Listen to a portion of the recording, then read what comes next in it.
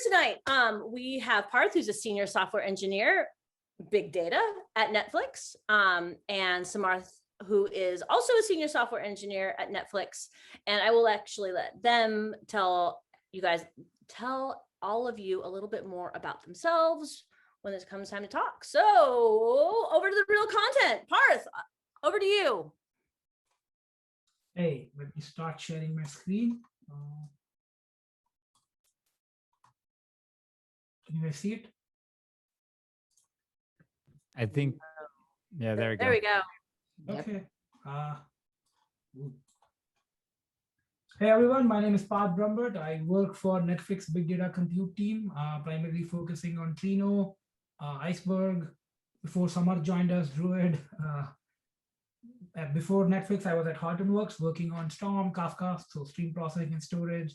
Before that at AWS, Kinesis, so basically a bunch of places, but mostly related to big data and big data platform technologies. And today I'm here to talk about Trino, Druid, Netflix usage of it. So let me move over to agenda. I can't move it. Okay, did that work? I don't know. Can you guys see the agenda? Yes, we can. Okay, thank you. Okay, so we'll start off with a general architecture of a data warehouse at Netflix, what it looks like, the different components of it. We'll talk about what role different engines like Spark, Trino, Druid plays at Netflix. Then we will talk about the use cases that resulted in us pursuing this effort of developing both the Druid connector so that our users can use Trino, the SQL engine, to query data from Druid, different alternatives that we considered in order to implement that. And then the work we did in order to make the latency from Trino to Druid sub-second, so that the dashboarding use cases that we were trying to address using this whole effort could actually, get sub-second latency. So that's what the complete aggregation and top end push down. And that work was basically in the Trino engine itself. And then some future work that we think needs to happen in Trino so that we can use this even, in multiple other use cases that we can't right now. So let's start off with top level data warehousing architecture at Netflix. I apologize if you have seen this like 1,000 times before from multiple Netflix people, but this, assuming that you haven't, basically it is what generally everybody does these days. There is a Kafka fronting all of our events. Flink is our choice of stream processing engine. It's basically acting as a router. It reads data off of Kafka. Iceberg is our table format, and there are a bunch of Trino and Iceberg talks on, I think, Brian's broadcast. Go look at those. Flink stages that data by pushing the data to Amazon S3, storing and making calls to our backend metastore called Metacad, which is nothing but like a wrapper on top of Hive Metastore. So Flink basically converts the Kafka events into Iceberg tables, which our Metastore, Hive Metastore basically is, showing the view to. So once the data ends up in S3 in Iceberg format, we have 3 engines to operate on that data. Spark is our choice for all of our ETL load, so because of its reliability primarily. Trino is a bunch of use cases, which I'll go over in a couple of slides. And then Druid. Druid is our choice for anything where you need sub-second latency, any user interactive dashboarding, any reporting where you expect somebody on the other end to actually be waiting for response. So if you want super fast, low latency, less than a second, that's when we generally recommend Druid for. Druid, if you see, the one difference in Druid is you can see an arrow going directly from Kafka to Druid, which is we have real-time use cases where people want real-time analytics. And for that, for those kind of use cases, we have real-time ingestion going directly from Kafka into Druid. And that's the second talk that Samarth's going to cover. And Samarth's going to talk about the challenges we faced when we had to implement this for our users. That's a high-level architecture. Given we have people from both Trino and Druid, I'm going to try and give a very high-level view of what each subsystem is. And I'll try and focus on things that are important for everyone to understand for the purposes of this talk. So Trino is basically, it's not a database, it is a distributed SQL query engine. So it the compute is separate from storage. Trino is the compute. It exposes a very well-designed connector API, which would allow developers like us to implement a way so that you can pull your data from whatever data storage system you want to pull your data from. So if you see, there are two components. There is the coordinator and there is worker. There is only a single coordinator. Your queries generally end up on coordinator. You hit the coordinator, submit your query to it. It parses, it applies the optimizer rule. It schedules your, it does some schedulings to figure out what data needs to be touched. So in a nutshell, you can imagine when you submit a query, say select A, B from table T, Trino is going to go and ask the underlying connector. So if you said Druid, select A, B from druid.schema.t, it's going to ask the Druid connector and it's going to ask it, do you have a table T? Does it have a column A and B? And once all of those validations are done, eventually it's going to ask, okay, how do I get data? How do I get data from this database called Druid? And it's the connector's responsibility to give some information back to say, go read these files or go fetch data using this JDBC driver. So that, and this is something that's important for the purposes of this talk. One, and this is called split planning. So every query that you issue eventually results in some splits being planned. And these splits are nothing but small data processing units, which get shipped off to the workers. The workers go get the data for a given split. And then Trino is just applying an operator, filter, aggregate, project, whatever you give it. It's applying those operator on the units of those data that the splits resulted in. And we'll talk about why this is important when we are discussing the implementation choices that we had to make. So that is a very high level Trino architecture definition. Druid is actually a data storage engine. It is a database. It's an analytical, it's a database designed for analytics. So we treat this generally just as an OLAP cube storage with time series. Most of our use cases are only storing rolled up aggregated data in Druid. They don't store raw data in Druid. Druid has three components to it. The coordinator and the overlord is the control plane.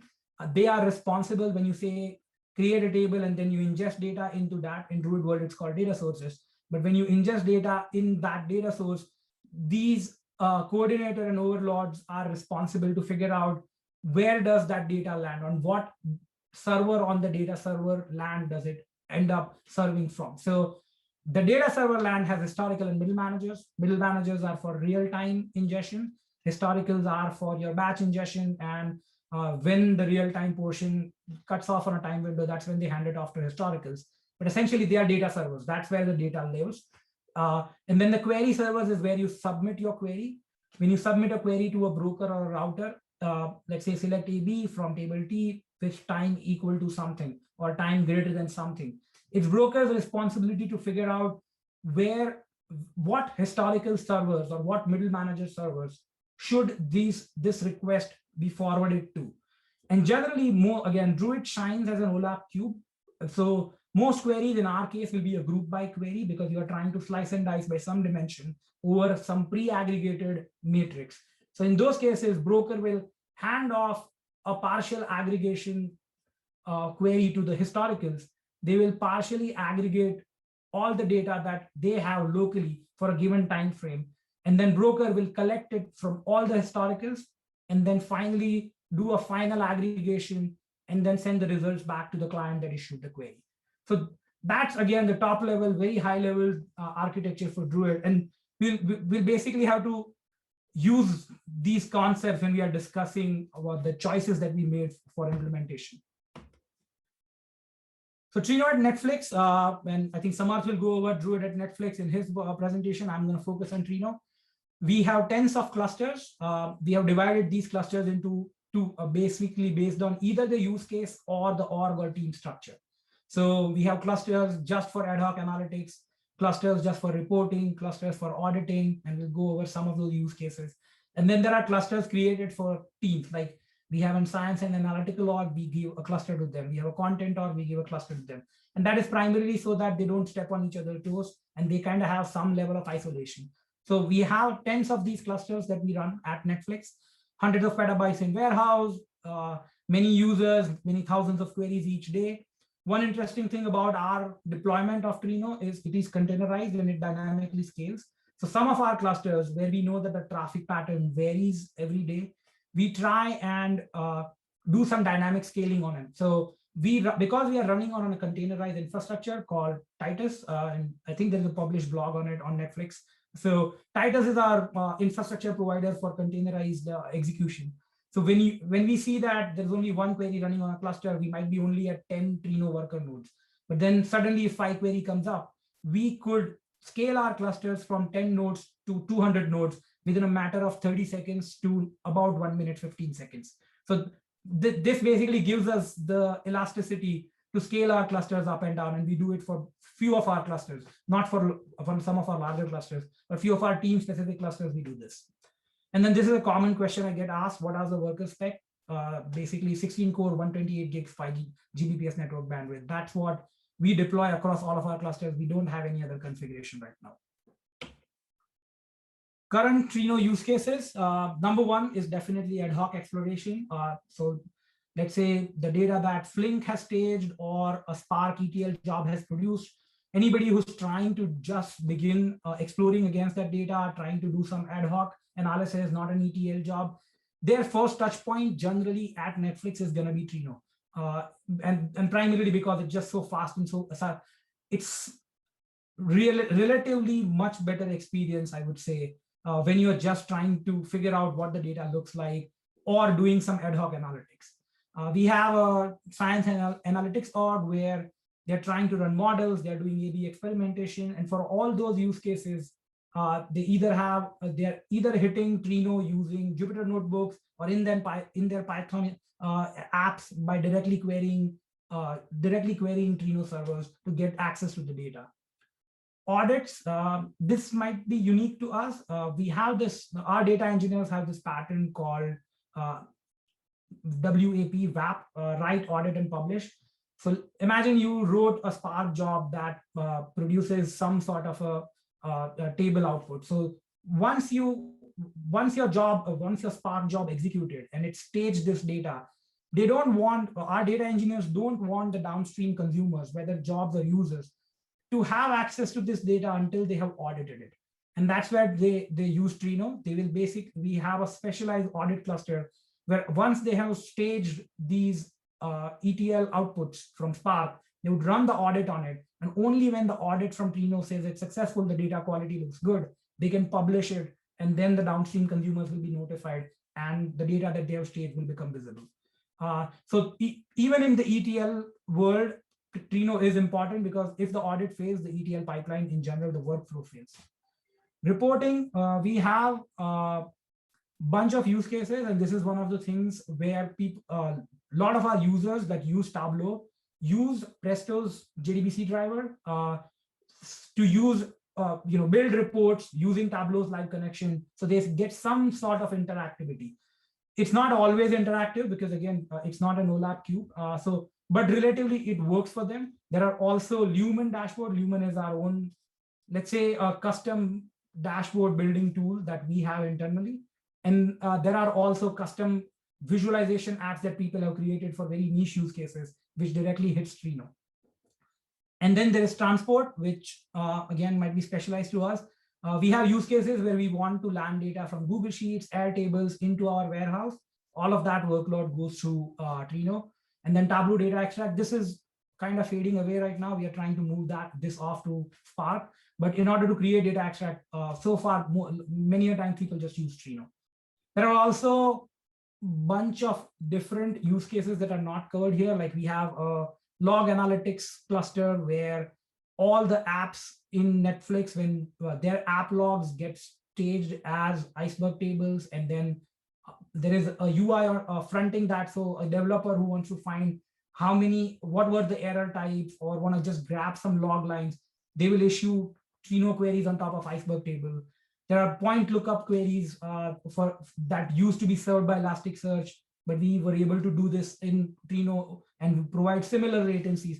There are a wide variety of other use cases that are not covered here, and we support all of them as part of the same platform offering that we have for Trino. Okay, so now the main story, the rationale for us to pursue this development effort. So the primary problem that was presented to us is we have a bunch of data engineers or dashboard builders who are familiar with Tableau, and they would like to use Druid on top of Tableau. But Tableau to Druid connectivity, when we tested it, I want to say about 1.5 years, 2 years ago, the couple of issues that we saw. One, when they were trying to do LODs at that time, there was no way to do joins within Druid data sources. And then there were also a bunch of SQL dialect gaps in terms of Tableau generating really complex SQL, and then SQL support being very limited at that time in Druid's Avatica driver, causing lot of their use cases to just fail, or the overall experience was not smooth. Things might have changed now. But that was our experience, our users' experience. We had a bunch of other app builders who really were familiar with Druid. They loved the product. They loved that the latencies were so low and they could keep their users really happy. However, anytime they wanted to build a dashboard, their options were either to build a custom visualization app and then maintain it, or they'll have to go to Tableau, but then they can't get Druid connectivity, which means that the latency may not be as good as they have, their users were accustomed to. So our primary problem was how do we somehow give them the experience of building a dashboard using Tableau, but still give them the same reliability or same experience that they are accustomed to when they're interacting with Trino. That was the primary use case. Then there were a few other use cases that came up as we were building this as a proof of concept. One was join with high cardinality tables. We have a bunch of really high cardinality dimension tables, and Druid provides lookup functionality where in theory you could do the joins with those lookup, or you could basically look up the dimension directly. However, you have to keep the data warehouse table in sync with Druid's lookup. And that was basically another ETL, another thing that they had to keep maintaining. And they would rather just pull data from Druid and then join against Iceberg table, which they already had to update using some ETL anyways. Joins with other Druid sources. This, I would say, is a new niche use case which some of the app developers who were building custom visualization app brought up, that anytime they had to do this, at least at that time, Druid didn't support joins. And they would basically they'll issue 2 queries against Druid, even though they were basically custom app building and not Tableau. They'll have to issue 2 queries and do the join on their end, which is extra logic that they had to maintain. And they would rather have something like Trino handle this. And then there is an opportunity here where if you have built a dashboard, like we mentioned earlier, there is an internal tool called Lumen, which integrates very nicely with Presto. But if you had a dashboard that you had built using, let's say, Lumen, and your databases or your data sources were all Iceberg tables, but if the size of the data increases or the total number of users that are using your dashboard increases, the latencies will worsen. And at that point, you may want to switch to Druid, but it becomes a big burden for you as a dashboard or app builder to not just ingest data into Druid, but then also rewrite all of your SQL, all of your custom app logic to transfer the existing dashboard into Druid dashboard. If we could hide the Druid data source behind Trino, then only thing you really have to do is swap out your tables from Iceberg tables to Druid data sources, and then everything else on the app side can stay as is.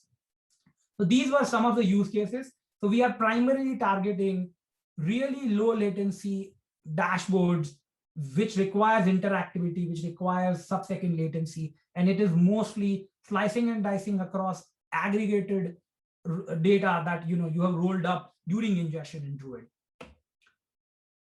So given that context of the problem, we had 3 choices when we started looking at, okay, how do we develop Trino to Druid connector?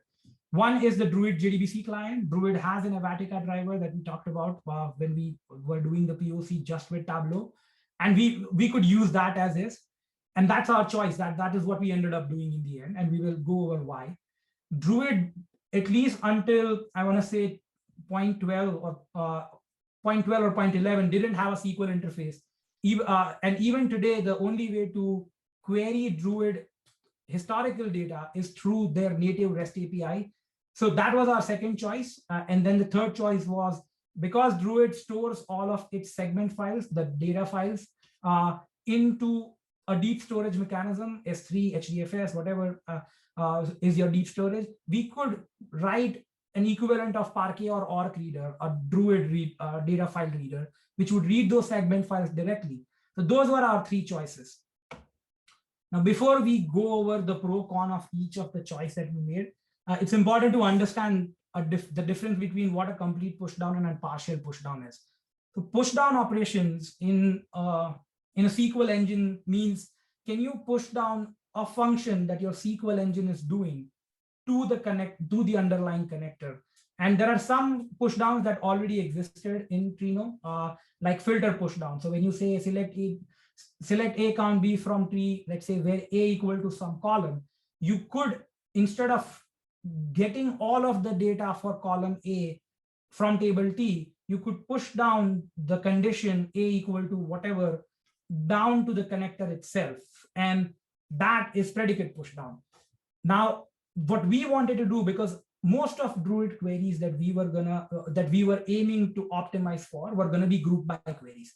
And what we wanted to push down was the aggregate function, count, sum, min, max, whatever add function you can think of.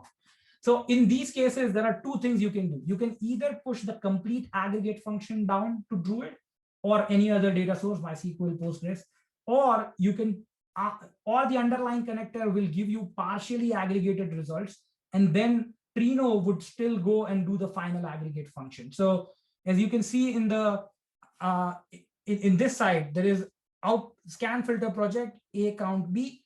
That means that the complete count operation is being done as part of the scan operation, meaning you're only getting fully aggregated data from your underlying Druid data source. On the partial pushdown side, you are still getting some aggregation, but it is not full aggregation. You still need to do a final aggregation on the Trino side, which is what this aggregate function is doing. It is basically summing all the counts that you returned here. This, in our opinion, is harder to do, and also would be slower in most cases than just doing this one. Because in this case, your underlying engine, whether it's Druid or Postgres or whatever else, is doing the aggregation, and they have a much better understanding of their data layout. So they would be able to do this in a much faster way, and you are using the hardware that you have already provisioned for it, versus you pulling all that data, even if it's partially aggregated, into Trino, and then again doing a shuffle by A, and then doing the aggregation on top of it. So there is the bigger latency thing, and overall complexity point of view also, it's much easier to reason for complete pushdown than for partial pushdown. However, partial pushdown has its place, and we'll talk about it. So given the context of what each of those means, first option was to do Druid JDBC. This requires only complete pushdown, because the query that you would issue to Druid would be a SQL query, and you would be saying just select A, count, the same query that we saw in the previous slide.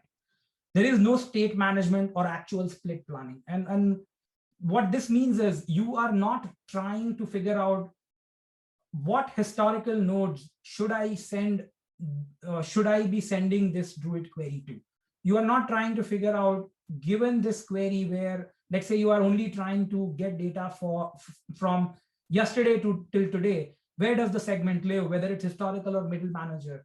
None of that state needs to be on the Trino side. It doesn't even have to know about it, because your only point of contact from Trino's point of view is going to be the broker. So you are only issuing one SQL query to broker, which already has all the state and has to do all the work anyways. So we are leveraging all the existing Druid functionality as is. There is no extra state management or split planning in the Druid JDBC route. There is a code reuse, and I should give credit to, I think, Puneet Jaiswal, who wrote the initial version of the code, and then Samarth, who basically picked up the work, filled all the gaps, wrote all the test cases, and all the work that they did in order to support this. But on top, primarily it becomes much easier to develop this because Trino already has a base JDBC connector and then bunch of implementation for it, like Postgres, MySQL, I think SQL Server also exists. So there are a bunch of already available solutions, and you are going to be using a lot of that code as is because you are going down the JDBC route. This was not as important, but it is all, it plays a role in our decision making when, especially when we started off the proof of concept. And then treat Druid as an OLAP cube. This is the only option which really treats Druid as a complete OLAP cube and relies only on Druid to do the aggregation and not on Trino. And again, for our use case where we are targeting sub-second latencies, this is very important. We don't want aggregation to happen on Trino side. We want it to happen on Druid side. That's where Druid shines the most. There are disadvantages. The broker is your proxy. Everything is going through that single node. Well, you may have multiple brokers, but a query will always go through a single broker. So it becomes your single point of bottleneck if you are issuing, let's say, a scan query, which in our opinion, you shouldn't, because it's not something, well, in our use cases, we haven't seen people wanting it. They want something much faster, and scans don't work in those cases. Not all queries can leverage complete pushdown. So we will go over some use cases when we discuss what is some of the future work that needs to happen.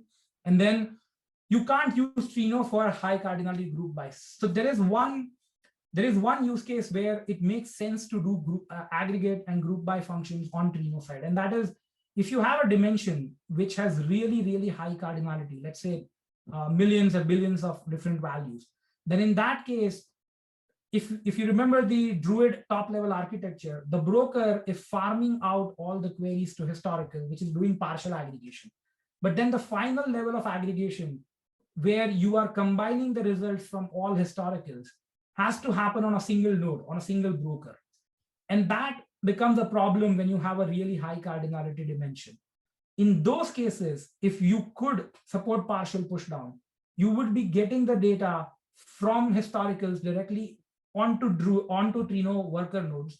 And then because Trino can do that aggregation in a distributed fashion by dividing the high cardinality column into a bunch of hash keys that it's shuffling around, it can do a much better job in terms of aggregating in a distributed way rather than on a single broker.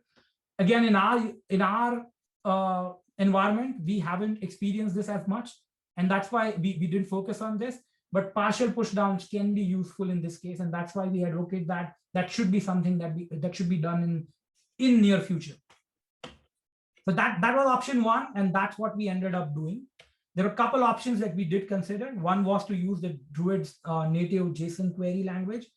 The benefit of using this is we can choose depending on the query's plan. If we can do complete pushdown, we can hit the Druid router or broker. If we can't do complete pushdown, we can parallelly hit all the historical nodes from Trino's worker nodes. The scans would be much faster. So if you were to do queries like select star from or select A, B, and not group by queries, it'll be much faster in this case because you are parallelizing or distributing the entire scan work rather than streaming all the scan results from a single broker. And with partial pushdown support, you could support the large cardinality group by that we saw in the previous slide. The state management has to happen because now Trino needs to know what historical nodes should it contact, what are the middle managers that it needs to contact. So that state management now needs to happen on Trino side. It definitely needs partial pushdown support because in absence of it, what you are getting from Druid is partially aggregated results if your data is rolled up. Unless you are pushing raw data to Druid, most of the time, the data that you are pushing in Druid is already rolled up. And if it's already aggregated data, you can't apply your usual aggregate function on top of it. You have to have some logic to handle partial pushdown support in this case. And then Trino could overload historical. Trino is really good at getting data as fast as it can and using the resources that it has. So if you have a fleet of historical nodes that are powering your online dashboards, and then you also point Trino to the same historical nodes, Trino could overwhelm your historical nodes depending on what query ends up, being scheduled on those historical nodes. So and again, it's coming from 100 different, or depending on how big your cluster is, hundreds of Trino workers versus coming from a single broker in the general case. So that's the native query approach. And we didn't do this. There is a case to be made, as I said, for large cardinality push down, and then you can't do complete push down, to either do this or do the next one, which is deep storage reader. The benefit of this is you are not interacting, you are not leveraging you are not using any of the Druid components, and that it's completely isolated from it. However, you are still somehow using the already aggregated data files, and hopefully you can also leverage whatever encoding and optimizations that Druid has done for those storage formats. So Druid stores segment files in both deep storage, and then it also has those locally available on historical nodes. And in those cases, if you issued a query against Trino and you wrote a reader that could read the deep storage files, the segment files directly from S3 or HDFS, you could basically have the same results that you would get from historical nodes. It will be slower because in most cases, historical nodes, one would have them in OS page caches or locally available. And then in this case also, there is really no way to leverage complete pushdown because you have to go, you are reading the data files and aggregating over them, or segment files and aggregating over them on Trino. So this is the third case. We went with the first approach. And let's start with, I want to do a demo so we can explain this better.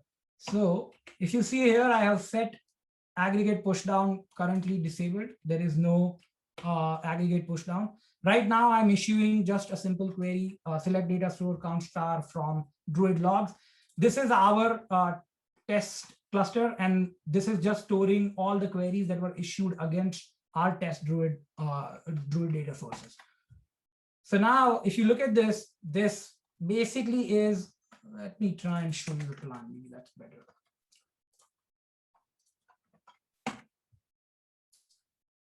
So what this query did is it did a scan project against the Druid database. So it did query that Druid data source. Then it did a partial aggregation. Then it did some exchange because it has to aggregate the results that it got. Then it did a final aggregation, but all of this is happening on Trino side. So if you go and look at this, the output plan for this, or the explain plan for this, it'll show you scan project, aggregate, remote exchange, local exchange. So you are doing a bunch of work on Trino side. And this is when you have this flag, which is aggregate pushdown set to false. So we are not using any app pushdown.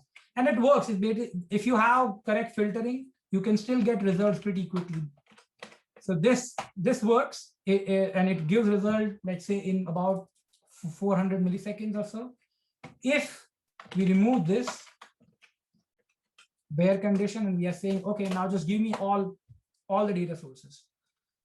Now that's going to run forever or for a really long time, in minutes, basically. And again, the problem is it's trying to, if you see, there is only one running split because again, we are using SQL. So we are trying to get this data from the broker node. And that is where the problem is, because we are trying to get all the raw data to Druid using a single broker and then doing the aggregation in the second phase on the Trino side. The query wouldn't finish. We could keep letting it run for minutes, but it's been 38 seconds, it hasn't finished, right? So now if we take that same query and execute it in the aggregate pushdown enabled case, the result is instantaneous. And as you can see, it took about 400 milliseconds. So we'll go over why that happened, what result, how exactly did we change that behavior. So essentially what happened in the first case, when the aggregate pushdown was disabled, is we issued a query to Druid, it did all the parsing logic. And then eventually for the query that was data source count, let's say some column, what it issued to Druid is a query that looked like this: select data source from Druid logs. That is the only thing that it issued to Druid, because it did not push down this count operation. So Druid had to basically get every single row and project the data source column. And that is the data source column row output is what was being streamed to the workers in that case. So we are issuing a scan query against all the historicals, getting those scan results and returning that raw records down to Trino workers. And the aggregation is happening at this layer by dividing it into data source as the group by key and doing the exchange and doing the aggregate. And that's why that query was taking forever. And now, what did we do to bring that latency down? I don't know how we are doing on time. Give me 1 sec. Okay, so what we had to do is we had to change Druid's optimizer. So we had an optimizer rule change in this case where we introduced a specialized rule so that aggregate functions can be completely pushed down when a connector has the capability to do so. And we'll go over what that means in a bit. The SPI changes. This is the well-designed connector API so that a connector can participate in the optimization process. And we had to make changes there so a connector can say that these are the aggregate functions that I can handle myself. Again, the aggregations now, once we do the push down, are done at Druid level, reducing the overall latency significantly, mostly in order of magnitude faster query result time, because all the aggregations are being done on Druid side. Okay, so the optimizer rule. So we wrote this rule called push aggregation into table scan. So if you see before push down, as we saw in the original query plan, this is a simplified version of the same plan, but there was a scan filter project. And the only thing we were getting from Druid is A and column B, not count of B, just column B. So we got these two columns. Then once we have all the raw records, we were applying the aggregate A count B on the Trino side. Our rule, push aggregation into table scan, when it sees a plan in this stage, and this is all happening at the optimizer. So when the optimizer is going over all of its rules, one of the rules is to check if a query plan looks like aggregate followed by scan filter project, it goes and invokes this API called, hey connector, can you apply this aggregation called count on column B? If the connector, Druid, Postgres, MySQL, whatever, returns back and says, oh yeah, I know what count B is and I can handle it. In that case, this rule changes the plan. So now your new plan looks like scan filter project A and count B. So instead of the original query, in this case, select A comma B from T where A equal to sample, this whole query will now be sent directly to your underlying connector. And that basically results in all the group by functionality happening, all the aggregation happening on the Druid side. So in this case, what happens is the client is, everything up until this point is same, but instead of issuing a scan query, we are now sending a group by query to the broker, and the aggregation work is done here. I think I already did this, but if you want to see the explain plan for this,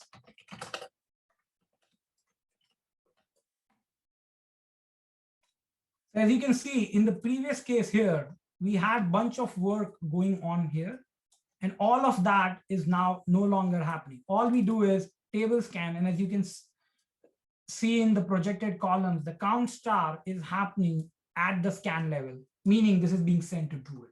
And that results in us getting the sub-second latencies where we are leveraging Druid, but we are somehow also using Presto SQL dialect. Also, you can imagine the results of this can be joined with any other connector. So if I wanted to join the data source to, let's say, our iceberg table, which has all the data sources and query IDs, I could do that. So all of that goodness of Trino can still come in play, but we want the actual aggregates to be done by Druid. And that's what we achieve by doing this.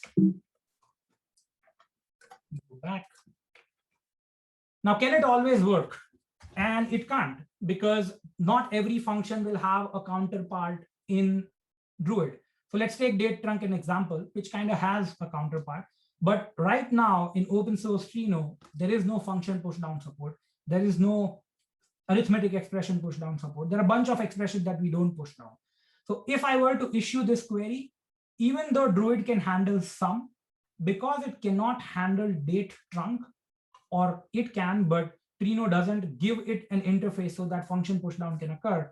The plan cannot, the aggregate rule cannot really change the plan such that only country name and sum is pushed, because you can't have the right results in that case. So in this case, the date trunk function needs to be somehow pushed down. Same is true for this query. If you do sum added minus sum deleted, this is an arithmetic expression. And unless Trino provides a way so that the expressions can be pushed down completely on the connector side, there is no way to do this. There's no way to push this whole operation down at the connector level. So what we had to do is implement all the push downs. So we did function push down, arithmetic expression push down, and a bunch of others. And we basically got the list of expressions or things that we want to push down based on the feedback that we received from our users. So when they built their Tableau dashboards and they would see that certain functions were slow, they would come and tell us, hey, why is this query slow? And we would figure out, okay, it's because of these expressions not being pushed down. We didn't cover everything, but we have covered a large chunk of these use cases. And Trino as a community is moving in this direction. At least the function pushdown work I know is going on in background. And I'm hoping eventually a bunch of these expressions will be pushed down. And in that case, the whole complete aggregate pushdown path that we have taken would start making sense for everybody outside. We have published the fork that has all this work. So if you want to experiment with it, I know some other companies are already using that fork and experimenting with it. Just reach out to us and we can point you in that direction. Let me see if I have an example of that here in date trunk. So yeah, so in this case, as you can see, there is a date trunk function. And even in that case, we can push it down. Again, this is not something that you can do in OSS right now. You will have to work off of our fork or wait until function pushdown work is completed in open source. But once you have all this, it becomes much easier to interact with Druid through Trino. And then our users can use the Trino JDBC connector that they are familiar with, that they have been relying on for years to build their dashboards. I think I already showed you guys this. And then we did one more, and this is available in open source too, the top end pushdown. It's very similar to what we discussed. The only difference is that here the top end function that you had on top of aggregate, even that is being pushed down in the scan filter project. So it is Druid's responsibility to sort that data and then return the top 5 rows. Again, this is just an optimization so that we get the sub-second latency that we want. A lot of time you want to see what were the 5 devices that had most errors. And in those cases, sorting being done on Druid would mean a lot rather than bringing all the aggregated results and still sorting on the Trino side. So both the aggregate pushdown and top end pushdown actually is an engine level change, which benefited not just the Druid connector. So I believe the Druid connector PR is open and it's not yet merged even, but MySQL, Postgres, and a bunch of other databases that support aggregate functions, they all are leveraging it right now. And if you issue a query with aggregate pushdown enabled, those queries will be pushed down on those databases. Future work, again, as I mentioned just a few slides ago, function and other expression pushdown, this is ongoing. And I'm hoping that it will basically be available to everybody very soon. Partial pushdown for the cases that we discussed, like one, we will never have full coverage for every single function. And if you want a smooth experience where people don't have to always create custom SQL when they are doing some Tableau craziness, then in that case, it makes sense to use partial pushdown and update the connector so that they can leverage the partial pushdown. Ingestion through Trino, again, it's Trino has a very good interface, and Druid batch ingestion could sometimes be seen as hard. Most of our user feedback is around that. Like, it's once your data is in Druid, they feel it's so awesome to work with. It's the first part where people just have to jump through hoops, creates a JSON stack, figure out how to land their data and put it in the right format. And all of that can go away if we can give them an ingestion through either Trino. Samarth may cover the Spark part of it, but there is a Spark data source API that is going to probably do this. But having this in Trino would mean a world to a lot of our users. Grouping set pushdown, this is an open PR. It's just another optimization at the optimizer rule. And then materialized views over Druid. So Anjali from our team actually had a Trino broadcast, I think just last week or the week before, where we extended materialized view support in Trino over Iceberg. And it'll be awesome if we could do materialized views on Druid so that when a user issues a query, we could automatically say, okay, this query can be answered to Druid.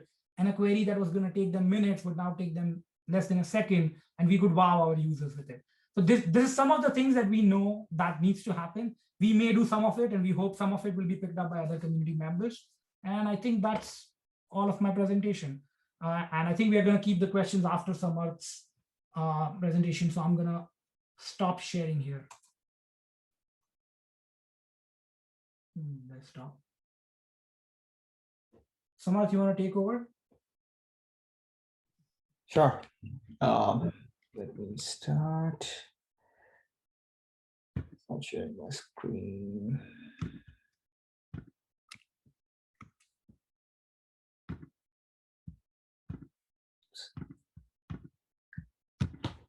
I believe you guys can look at it now. Oh, good. Okay. Hi, everyone. My name is Samarth. I work for the Big Data Compute team along with Parth. In Netflix, I do manage primarily our Druid infrastructure, and then contributing some to Iceberg and a little bit of Trino.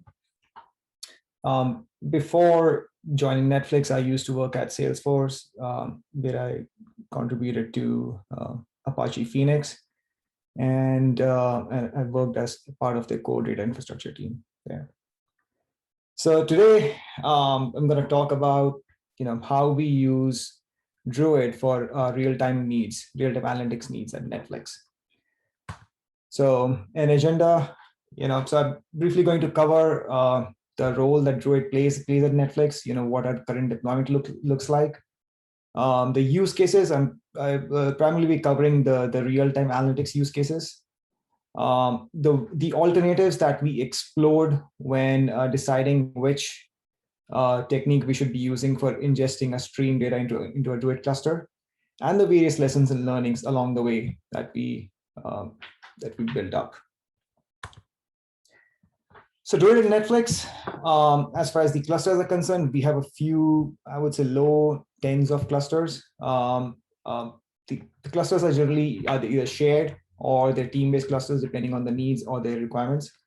I would say we have roughly hundreds of data nodes, including middle managers and historicals. On an average, we've noticed that we handle around 1 million queries per day. Across all of our clusters, we have roughly a petabyte worth of data. Most of our clusters are homogeneous. We haven't experimented a lot, but we tend to run these beefy 96 core machines, 750 gig RAMs. It's just the size of data and the query pattern that we have. As far as getting data into Druid, there are two ways. One, of course, is the batch mode. This was for long the de facto mode for getting data into Druid. We use the Druid's Hadoop indexer and our data, where users, they ingest their data in a warehouse in our Iceberg or Hive legacy tables using the Hadoop indexer process. The indexer process itself is spawned using our internal API that we have built, where users can just say, okay, this is the Iceberg table they want to ingest. These are the columns they want as dimensions, and these are the columns they would want to be interpreted as metrics, and the time range they would specify that they want to ingest, and they would just use the API for that. We also have these templates where users can write these YAML templates, which is sort of a wrapper over the API that we have, where it makes it even easier for users to say, okay, dimensions, metrics, cluster, and this is how we would want you to schedule the job. And yeah, so that's another pattern that we have for batch ingestion. As far as real-time ingestion is concerned, we use the Kafka indexing service provided by Druid. As far as querying and visualization side is concerned, Parth went over it too, so I'm not going to get in details. A lot of our developers at Netflix, they have built these custom visualization apps where you can do the classic slicing and dicing that Druid is built for. With the recent rollout of our Trino Druid connector, we have users now using Tableau to connect to Druid. Atlas is our internal operational telemetry platform. It's an open source Netflix project. You can check it out. But the core part being that Atlas has its own stack language. It calls the Atlas stack language. And what they have done is they've built a sort of a translation layer where they can take the Atlas stack language and generate native JSON behind the scenes. A lot of our users are just used to writing native JSON. It primarily is probably a bit of legacy reasons, because back when users were writing their apps, the SQL support wasn't that mature. So a lot of them have native JSON. Off late, we have started telling users to migrate towards using this Druid SQL approach, and we have seen an uptick there. So I'm going to briefly talk about the 4 use cases that we have a few more use cases for Druid real-time, but these are like the 4 marquee use cases. One is the quality of experience. There's this very popular blog that was published by my colleague Ben Sykes, where he talks about how Netflix uses Druid for monitoring how users are experiencing Netflix on their side. So you could think of across all the devices, the various clients, different operating systems, different geographies, with various kinds of experiments running on these clients, how users are experiencing Netflix with respect to, let's say, what's the play delay, how long they have to wait before the video actually starts up, or what's the buffer rate, or if they're experiencing any errors. And so all of these event data is being streamed over to on our side and being analyzed using the Druid cluster. Roughly the scale of this use case, I would say around, it has around a few trillions of rows worth of data. We ingest up to, I would say, around tens of millions of events per second during peak times. The other interesting use case is the network graph analytics. So Netflix has a very complex graph of various microservices. And as and when the data is flowing from one microservice to another, our engineers needed a view of how, or they needed to monitor the performance of network and the various components in there. So we have these metrics flowing from the various agents running on our instances that are publishing these metrics onto the Druid. And then we have built dashboards, real-time data, analyzing this real-time data and providing like real-time insights. The other use case that heavily leverages the Druid real-time is containers. So Netflix has its own container platform. We call it Titus. And what it does, and these containers are used by various kinds of applications. Trino, for example, uses this platform for its worker nodes and coordinators. Then we have Flink, heavily uses Titus. And in various other use cases that create, I would say, around like 1 million or more of containers per day. So all of these containers now, they push their metrics to Atlas. So metrics like CPU, to Druid, CPU, disk, the number of threads, any deadlocks, etc. All of those metrics are pushed over to Druid for real-time monitoring. And on top of all of these, we have built an alerting framework where users can get an alert once there's a signal within the metric saying, okay, there's a sharp dip or a spike in a particular metric they would want to monitor. So when we started down the path of how can we get our real-time streaming data into Druid, we had a couple of options, and this was, I would say, around 2 to 3 years back. One was Tranquility, and the other was Kafka Indexing Service. Back then, it was around like 2 to 3 years back when Kafka Indexing Service was marked as no longer experimental, and it became like a core service. So I just wanted to, very briefly talk about Tranquility. I know it's deprecated. There's pretty much no more community support around it, but there are certain good things about Tranquility that may make sense to other folks. So Tranquility at its core it's a best effort delivery system. It would try as much as possible to deliver those events over to Druid, but then in case of network partitions or anything else, it eventually would give up. So it's best effort. One of the issues or one of the limitations that Tranquility has is that it would discard events that are out of the time window. And so that didn't work out for our use cases. So for example, in the case of quality of experience, we would have clients, sending data that was, let's say, day worth, that was a day old, even though it's not real time, but then we still wanted that flexibility to ingest the data into Druid. Tranquility doesn't support that. It is a JVM only client library. A lot of our applications are non-JVM based, and so the Tranquility client doesn't work for that case. Yeah, but there are a few good things about Tranquility. Now, so in case of Tranquility, it can act as a stream processing application itself, right? And so it can be ingesting multiple streams and then generating a complex event out of it and then sending over to Druid. So you don't really need to maintain additional infrastructure like Kafka to write your data out that can be eventually ingested into Druid. The application itself can take care of it. So that's sort of a good point about Tranquility.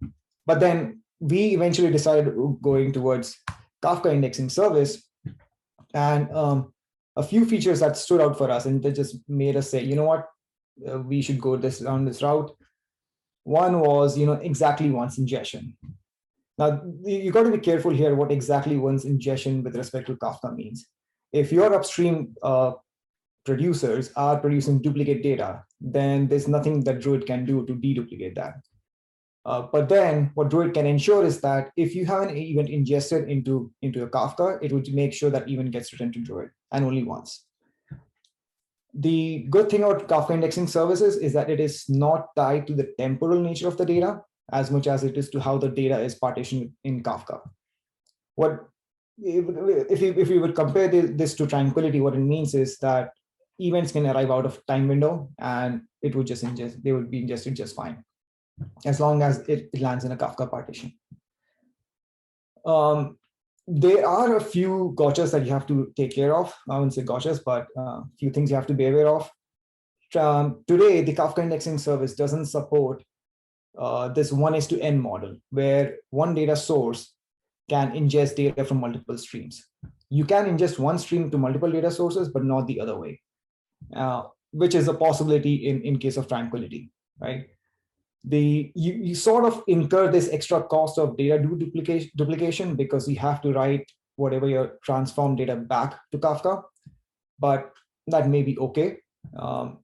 You also have to take care of appropriately scaling your Druid and Kafka clusters. In fact, in some cases, what we saw was that even if we had enough capacity on a Druid side, we saw that the ingestion was throttled, and that was because the upstream Kafka producers were not producing data fast enough, or the Kafka cluster that handled these events was unscaled properly. So you got to be you have to monitor both the clusters. So in the next few slides, I'm just going to go over the various lessons and learnings as we rolled out the real-time infrastructure, the real-time infrastructure for our users. First is query. So our users have been just used to writing native JSON queries, And we have been telling them to prefer Druid SQL. First of all, I mean, writing SQL is, at least in my experience, is much easier than crafting native JSON queries. The real reason I push them is to, a lot of times users, they end up writing JSON queries that are not actually performant, right? A classic example being, they just tend to write group by queries and not writing time series queries. So in Druid, if you're doing a group by over all the dimensions in your data source, then it can be essentially a time series query, which is much more performant. And a lot of our users didn't know that. The other thing that we have been advocating is that they should be using explain plan. So for legacy reasons, we have applications that cannot write SQL. They know how to write JSON. Then we tell them, try and express your query as a SQL query and use the explain plan to sort of cheat and see what kind of native JSON queries the optimizer is generating. And this helped out in a few use cases. One that I remember is this was the quality of experience use case where they were submitting a JSON query and pulling all of this data on their side and then filtering out all the metrics that were not null, right? And the response that was provided by broker was into a few KBs. And what we did was, let's just take and try and represent this data in SQL. And what ended up happening was, if the SQL, the optimizer said, just simply add a filter, a metric filter. If you go to the Druid docs, it doesn't say, it normally says filters are at dimension level, but the SQL actually was doing that. It was adding a filter at the metric level. And so once we added that filter, the payload from a few KBs was just down to a few bytes, and the response time correspondingly was down by like 10x or so. So we're advocating use explain plan to cheat. Caching, this is an interesting one. I think this was a couple of years back or so where we had caching enabled on both our brokers and historicals, and we saw significant instability on brokers. At that point, the guidance was that, we don't need to do that. Just enable caching on historicals and things were just fine. In our experience, we have seen that you can enable caching on middle managers on these real-time nodes, but it's not that helpful. And it probably has to do with how maybe Druid doesn't have enough information to know where the data is probably cached on the various indexer processes. Something that would help in this use case is the new experimental indexer process. We haven't tried it out, but we expect that to perform much better query caching performance. And the reason being that instead of peons which run in their own separate JVMs in indexer process, there's this one JVM and each ingestion job is represented by a thread. And so they can utilize the cache, the JVM level cache much better with these processes, something to be explored. The other learning was that you got to have compaction. If you have real-time ingestion running into your Druid cluster, you got to have compaction. The biggest two reasons being that compaction can significantly improve your rollup. And the second being that it can help you size your segments appropriately. When you're writing data to Kafka, right, depending on how the producer is writing the data to the Kafka partitions, each ingestion process, let's say, would be handling one Kafka partition or a set of Kafka partitions.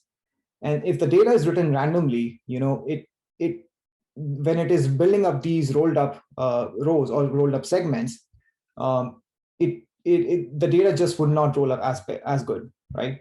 So you got to have these offline compaction process running, which can just take all of these generated segments, real-time segments, and generate like a perfectly rolled up data.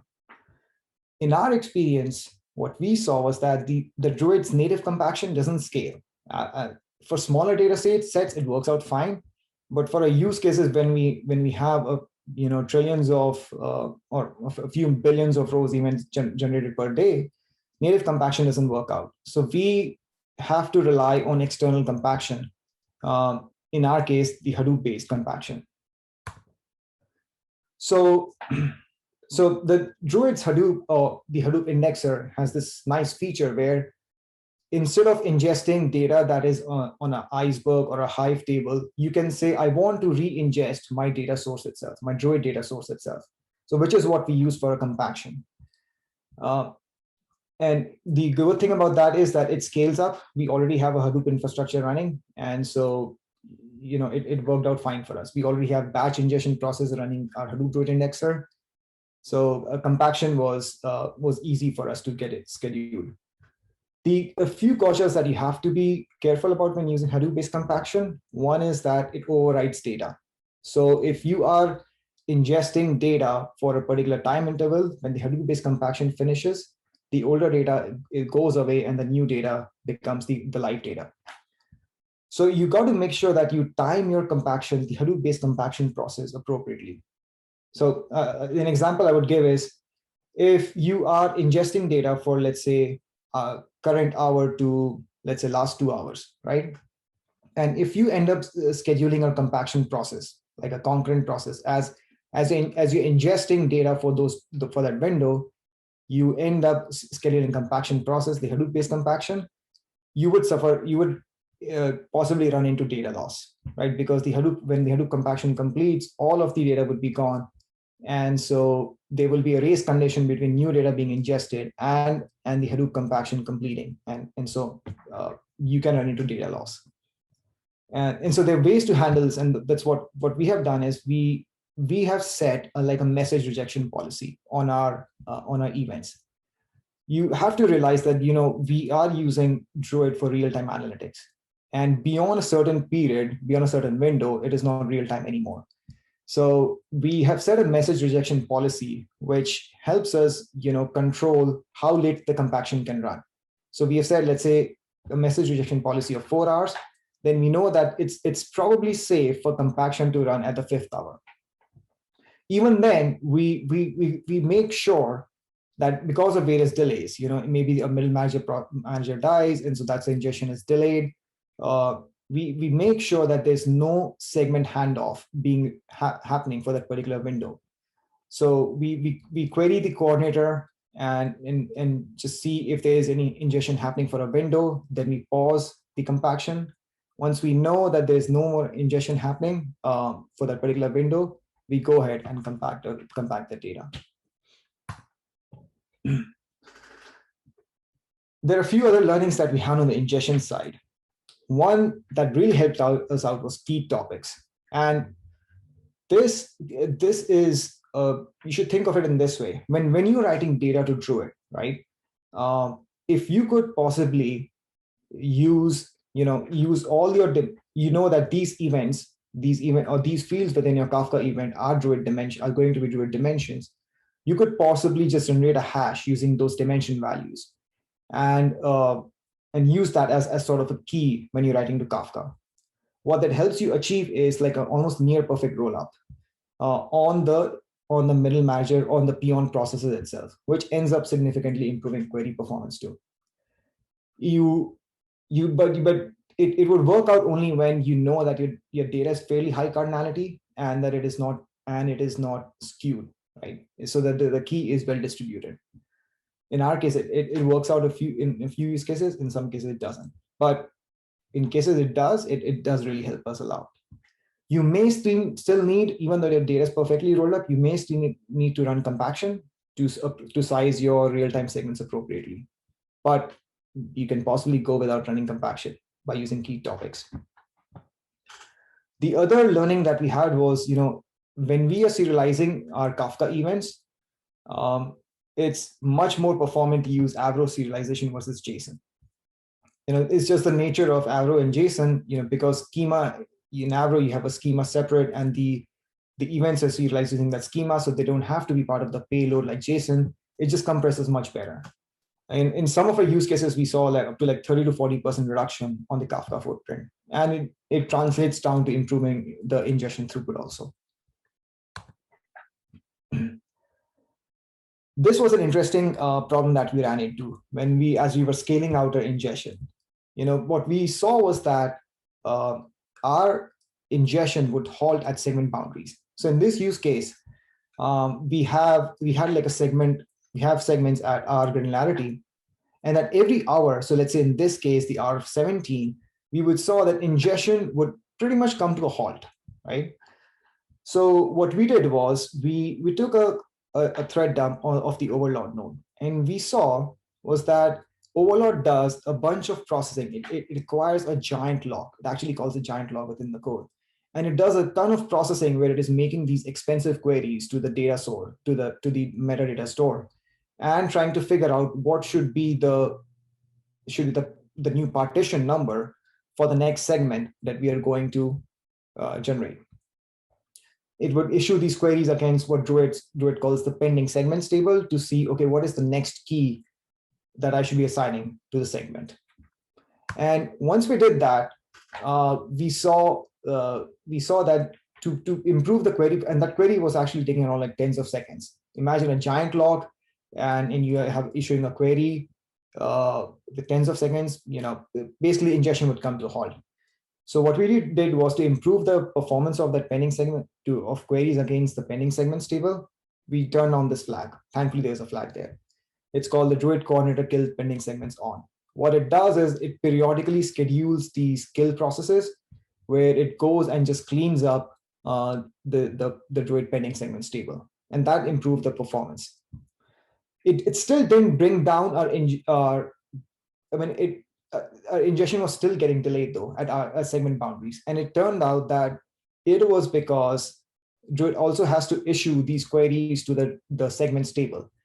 On our clusters, we have a few millions of segments.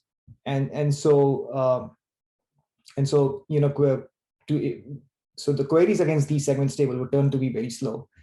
And so the way we diagnosed it was, we enabled slow query logging. We use AWS MySQL, so we enabled slow query logging there. And we saw that these queries against the segments table were slow, and so we created indices that took care of the slow query performance and improved the ingestion throughput. A few more learnings on the ingestion side.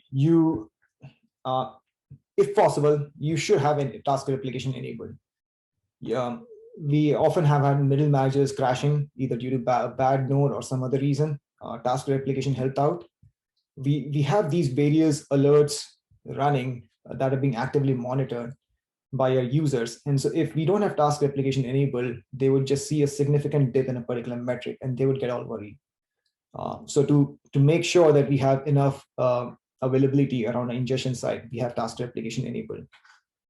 You can run into partition imbalance. So you can run into ingestion delays because of partition imbalance. When you're writing data out to your Kafka, if you don't use a key that is well distributed enough, or for some reason there's a data skew, we saw that a few indexer processes would just report a huge lag versus the others saying there's no lag. So there was this lag imbalance. So you got to monitor for partition imbalancing.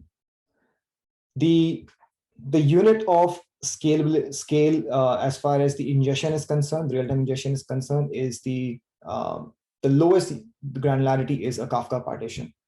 By default, indexer process can handle a set of Kafka partitions, but the maximum you can achieve is one indexer handling one Kafka partition. So you got to make sure that you scale your Kafka cluster appropriately, including the number of brokers that the Druid cluster can talk to. A lot of times we actually ran into upstream delays. So we would have producers that are consuming from an upstream Kafka stream, and there would be delays because there would be delays there, and that would translate to delay on the Druid side. So like I was saying, sort of a con on the Kafka indexing service side, that you have to monitor both your Kafka and Druid, and that can get complicated. The other learning we had was that you got to shard you may need to shard your clusters, and you may need to isolate your batch and real-time workloads. By default, the Druid coordinator strategy is to load the newest data first, right? And that may not play nice with the batch workload. In some of the use cases, what we saw is that users were stating the data. If today was 2021 May, they would be stating data for 2020 August, right? And because Druid always prefers loading the newest data, users would complain to us that the data source wasn't just never getting loaded. And the way we solved it was, by introducing a new sort of a segment assignment strategy where we tell the coordinator to do a round robin between the data sources. So we would say, go to a data source, pick the newest segment from it, and then go to the next data source, pick the newest segment from it. So that way, you are sort of loading the newest segment, but also providing each data source. You're providing each data source the resources to so that their segments are getting loaded on the cluster. The other thing we seen is that you may need to isolate heavy versus sort of a lightweight ingestion. There are a few bottlenecks in the overload process that can significantly impede the speed at which tasks start or stop, or the speed at which you create segment metadata. And so we have had to do this where we have to just create a new cluster completely for these heavy real-time ingestion workloads, and just leave this and separate them out completely. And yeah, that's it from my side. These were all the sort of a brief overview of the learnings we had while using Druid real-time.